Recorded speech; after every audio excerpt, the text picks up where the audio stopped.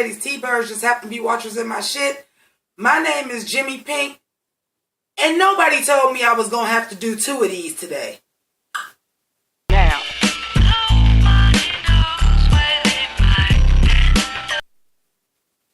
So, thank you so much for tuning in. You're going to get a 2 for today. I was going to try to do it all in one video, and I was like, that's going to be a really long video, so I'm going to go ahead and break it up into 2. Change clothes, give myself a fucking break because now I have to edit 2 videos tonight. But this video is Season 7, or as I like to call it, Reboot Season 1, Episode 7 of Once Upon a Time. And before we get started, because when I tell you this shit screwed my whole schedule up, we're going to have a little drinky poo in honor of the evil queen, which I am dressed like again, Regina, aka Ronnie. So, I'm going to have a Bacardi. Just a smidge. I ain't trying to get turned. Just prepared for editing. And of course, apple juice. If I would have known that I was doing all of this, I would have got stuck for apple martinis. But this is Ronnie, not Regina, and maybe Ronnie drinks something different. So let's get up in the gig. We done bullshitted enough. Also, I apologize. I was not putting on the fucking girdle for this. And I got to put on 2 different outfits. So you going to see a little fat rolls underneath this goddamn black sheer. Sorry about it. So anyway, I also have to be very careful not to start talking about the next episode early. So I'm going to stick to my notes very tight. We start off from where Hook and Alt Hook split. So this is Regina coming down, which I lived for Regina's outfit and Regina's weave. Hey, AfterBuzz TV, y'all still doing Once Upon a Weave because this the winner. So we go ahead and this is Regina saying the curse didn't work. I couldn't do it. They stole my magic. In this version, Snow White and Prince Charming actually defeated Regina. So she comes to Hook like, I need your boat, I need passage because they coming to get me. And I'm not having it. Hook being the pirate that he is, and what we do know is before Hook met Emma, Hook was not the greatest guy. So he like, I'm down, whatever. So that's just a little flashback that we know now that we are starting off from Hook and Alt Hook split. So Ronnie ends up hiring Jacinta. Of course, we know it is to, what's the word I'm looking for? Keep an eye on her and make sure that her and Henry don't hook up because we know there is some fuckery afoot if they hook up. So now she does have to break them up. So she gets Jacinta alone and she's like, hey, I know this is like uber fucked up. I'm going to move this out of frame because that's going to be a bitch to edit around. I know this is fucked up, but hey, if you're trying to get your daughter back, might not be a great idea for them to let you know that you're in a new relationship with somebody that's not really stable. I mean, it ain't like Henry got a job and you already work in a bar and that's even worse. And I've went through the adoption process and I noticed it ain't no good. But great job to Lana Parrilla because she was playing it like, I'm going to do this shit, but I don't want to do it. And it was like evident. And she did a really, really great job of like just having that just on the surface of I'm doing this shit, but I'm uncomfortable doing it. And I was here for it. So we get the flashback again. And we was like, surprise, bitches, Rapunzel here.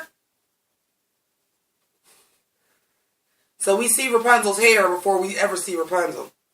And she's talking about she's trapped here. There's no magic in the flower because this is how I got trapped here. And Hooker's like, well, hey, I need this because this could trap somebody immortal. That's what I came to look for. That's what's up.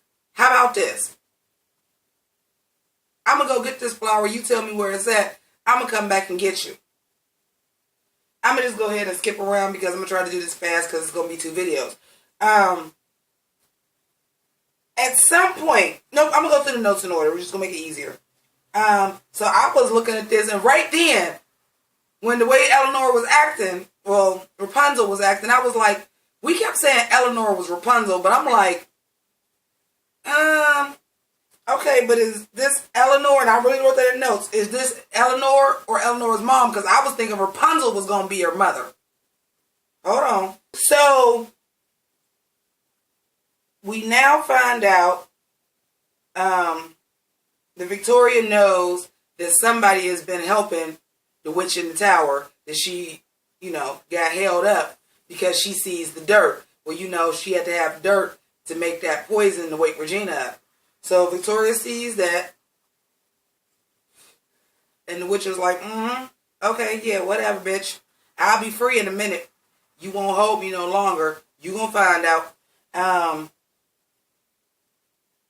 So we also know that Eleanor has something to do with Eloise being kidnapped, which is who Rogers, aka Alt Hook, is looking for, the girl he's looking for. And of course, Weaver, Rumple, Gold, they all got too many goddamn names, goes to warn Victoria like, hey, he on your ass about this Eloise Gardner. She like, well, take care of it, motherfucker. That's what I pay you for. Then, okay, somebody has to tell me this. Pink Lady T-Birds, y'all gotta let me know because I've never seen Tangled. Please tell me this shit with this giant garden gnome has something to do with Tangled. Because if it does, that's corny to put into Once Upon a Time. And if it ain't, it's fucking dumb as hell. That giant garden gnome, the guy woke up by singing, and he's like, well, what are you singing? You wasn't singing a pirate song. I was singing a lullaby that my mom sung to me. Of course, the split is when there's a hook and an alt hook. So we know that he has the same upbringing as the Killian that we know, which is the the mother left and the father like sold them into fucking white slavery and all that shit. So All Hooks finds the golden flower. I do know enough about, I know a bit about Tangled, but I have never seen it. He finds the golden flower. I was really shocked to find out that Victoria did not know that Ivy was woke. Which is like, she been woke the whole time. But keep in mind, Ivy has magic. Well, Grisella has magic. So, maybe she knew enough from Regina's tutelage to protect her from, not being woke. Or maybe we'll find out that she cut a deal with Rumpelstiltskin, because you know how Rumple get down. So Tilly goes and says, this Eloise, this is the missing page from her diary.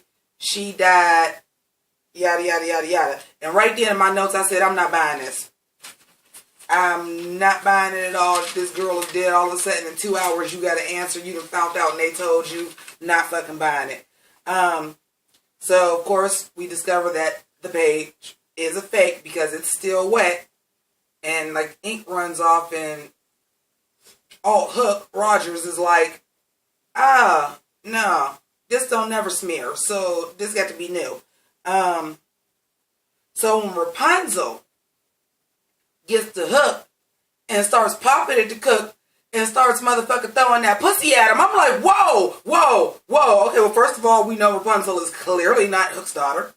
So rule that one out. Secondly, right then is when I knew, I was like, this ain't really Rapunzel. Because there's no way Disney takes one of their actual Disney princesses branded. I don't care if she ain't that popular or not. There's no way they take one of their branded Disney princesses and makes them a hoe and lets them have sex out of wedlock and all that like that.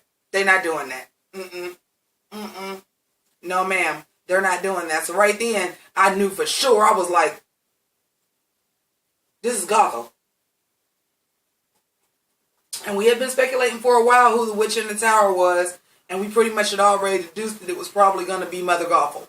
Well, we got confirmation tonight. But through magic, and we've seen this before with the Zelena storyline, with magic you could speed up pregnancy.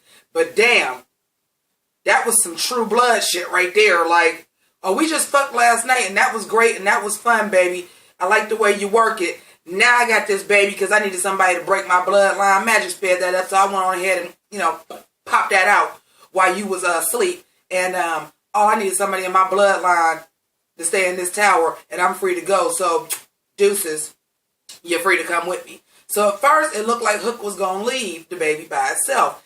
And I was like, oh, that's why he so hurt about his daughter and feels some kind of way, because back then, that's when Hook was dirty. So he really left that baby there, and then he started realizing, like, that's my daughter, and started feeling bad. Not the case. Get to that in a minute. So Weaver is looking at the Dark One dagger. And what I presume is the evidence room. And it seems like to me he looking at it, but I'm like, does he know what it is or don't he? But we starting to, starting to get them wheels turning, like, is Rumple woke, ain't it? We starting to get them wheels turning. So then Weaver keeps saying, Rumpelstiltskin, I know it seems like I'm doing some shady shit right now, but trust me when I tell you everything I'm doing is to protect you. Now, here's the thing. Again, the storyline split after the curse. So at this part, as far as an unwoke alt Hook, no, he can't stand Rumpelstiltskin. Like, he hates Rumpelstiltskin. Rumpelstiltskin hate him. Remember, Hook took Rumpelstiltskin's wife, and his wife abandoned him and his kid, who he no longer has. So I'm like, you protecting Hook? Like, and I can see, like, okay, that's your grandson's stepdad, but you looking out for him like that? I ain't buying it. I'm not buying it, but he says, Eloise ain't really who you're looking for. That was true. We didn't know that at the time. We're not going to talk about that till I do the next episode. But at that point, like I said, I was positive Eloise was Rapunzel. I was pretty cocksure of it. This is this episode. I was like, Rapunzel is a hoe. I knew that wasn't Rapunzel, so I ain't skipping ahead. And Baby Mama Gothel. We already talked about that. And then when, he comes and he rescues Eloise Gardner, who ends up being Baby Mama Gothel, Victoria looked like she genuinely shook. So I was like, okay, but this is some kind of trick, right? But I'm like, no. Once stuff started going on, I was like, oh no, she genuinely shook. So this is the part that I was just like, oh my God, I like this Hook even better than our real Hook, because that man gave Snee, the Jolly Rancher, said, I'm not the captain no more, and went back to that tower and took care of his daughter. I was like, that is beautiful. And then this is the point where he's sitting there, he's singing that fairy tale that lullaby that we heard him sing earlier in the episode. And he's rocking the baby to sleep, singing that lullaby. And he was like, you're so precious, you're beautiful. I'm going to name you after the most wonderful, beautiful, generous, kind woman that I ever met. My mother. I'm going to name you Alice. Motherfucking Tilly is his daughter. And I like the way they tied that in together, because this season, there's not a whole hell of a lot of British accents. Victoria has one, I think. But the recognizable ones are Hook and Tilly. So I like the way they tied that together. And of course, Tilly is Alice. And then I'm like, wait, so this is where we getting real once upon a time where everybody is related again. Because I'm sitting here like, okay, so if we're going by the story, we don't know 100%.